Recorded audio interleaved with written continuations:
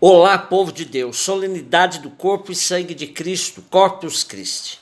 No século XIII, mais precisamente 1264, o Papa Urbano IV instituiu a solenidade de Corpus Christi.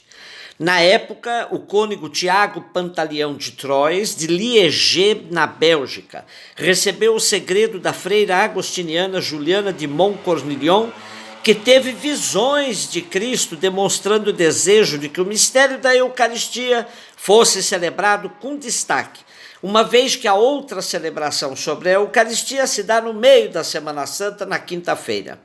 Foi essa a motivação inicial para a solenidade do Corpus Christi.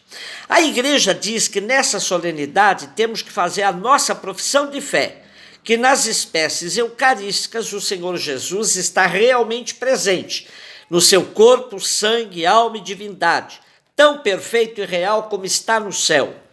Ainda que não tenhamos como provar, como demonstrar cientificamente, ainda que não possamos apreendê-lo, capturá-lo com nossa razão e nossos sentidos, o paladar falha, pois saboreia pão e vinho. O tato falha, pois pega pão e vinho. A visão falha, pois enxerga pão e vinho.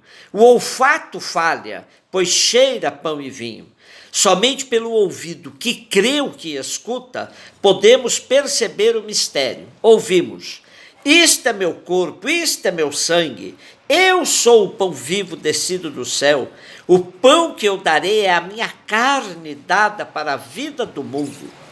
Porém, como nos alerta o Padre Cônins, a festa de Corpus Christi não é veneração supersticiosa de um pedacinho de pão, nem simplesmente ocasião para procissões triunfalistas pelas ruas. É comprometimento pessoal e comunitário com a vida de Cristo, dada por amor até a morte. É o memorial da morte e ressurreição do Cristo, como diz a oração do dia, mas não é um mausoléu. É memorial vivo, no qual assimilamos em nós o Senhor, mediante a refeição da comunhão cristã. Faz bem essa alerta, pois podemos até nos esquecer que é festa do corpo e não da alma. É de largo conhecimento que a Igreja sempre teve muitas dificuldades de lidar com o corpo, pois sempre demonizou o corpo. Podemos nos lembrar das antigas missões que plantavam o madeiro com a frase: salva a tua alma. Então hoje podemos dizer, finalmente uma festa do corpo. O padre Adroaldo, a propósito, nos lembra que Jesus levou muito a sério a questão do corpo, o seu e o das pessoas que encontrou ao longo de sua vida. Cuidou do seu descanso e o daqueles que com ele compartilhavam o mesmo caminho. Deixou-se acariciar e ungir sua cabeça e seus pés com perfumes valiosíssimos por algumas mulheres, algumas delas mal vistas pelos rótulos preconceituosos que os varões lhes impunham.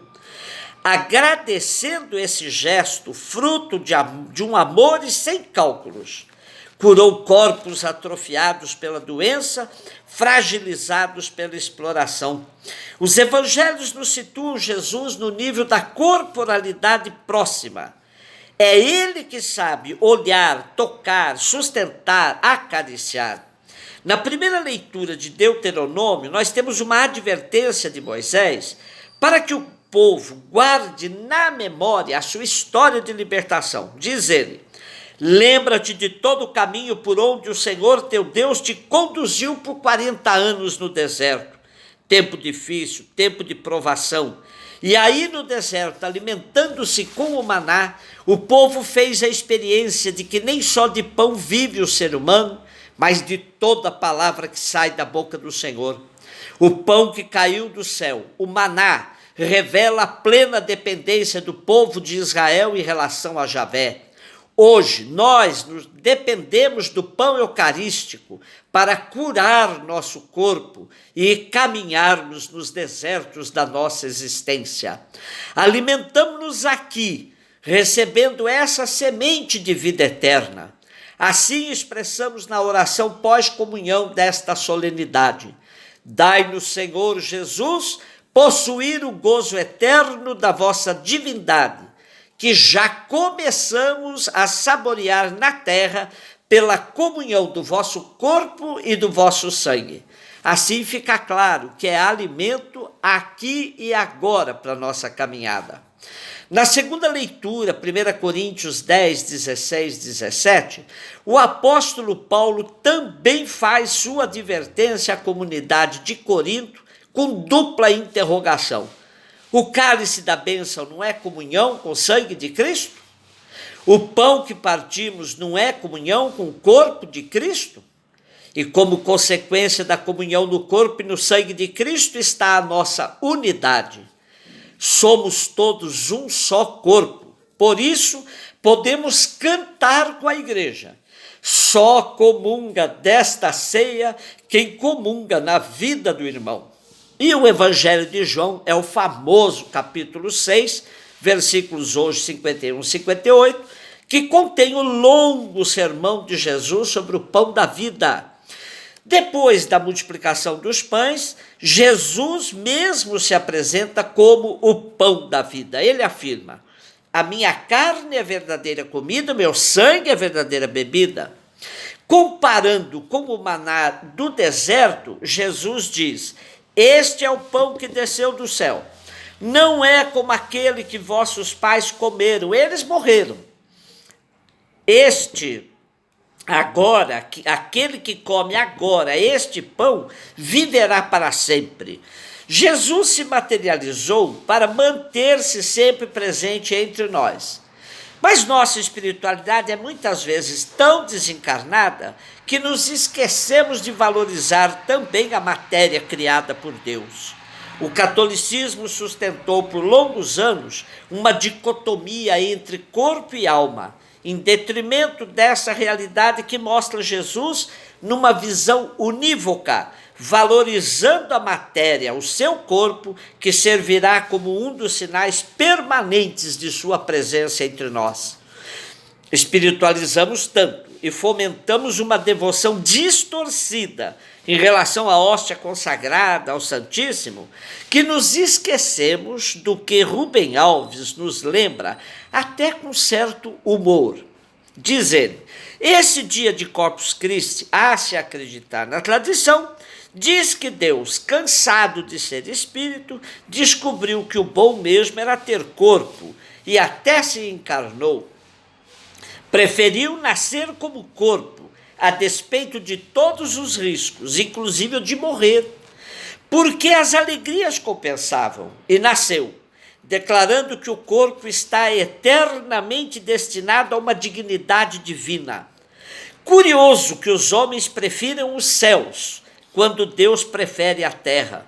Por isso, o divino é o pão, com toda a terra onde cresceu, com a água que o fez germinar, o vento que o acariciou e o fogo que o cozeu. Divino é o vinho, alegria pura que dá asas ao corpo e o faz flutuar.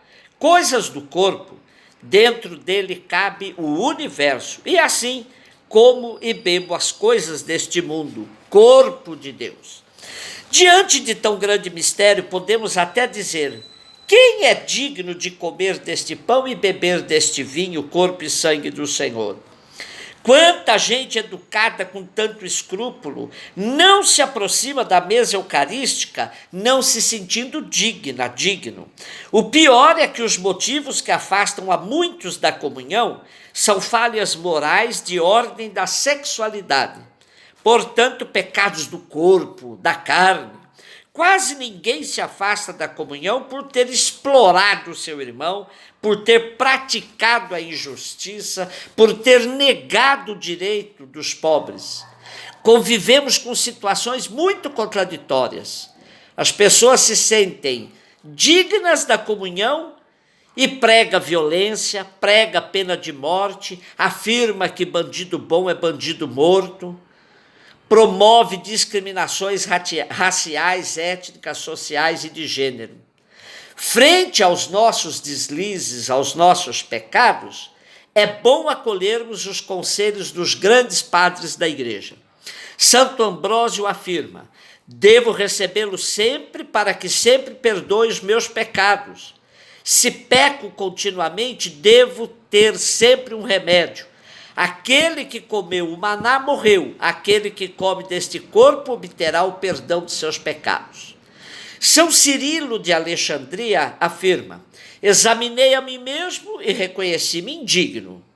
A aqueles que assim falam, eu digo: e quando sereis dignos? Então, quando vos apresentareis diante de Cristo? E se os vossos pecados impedem de vos aproximar, e se nunca parais de cair, ficareis sem tomar parte na santificação que vivifica para a eternidade? E o Papa Francisco nos diz: a Eucaristia não é um prêmio para os perfeitos, mas um remédio generoso e um alimento para os fracos. A mesa eucarística é profética, anuncia o pão partilhado para todos e denuncia a falta de pão na mesa dos pobres. Um beijo no seu coração.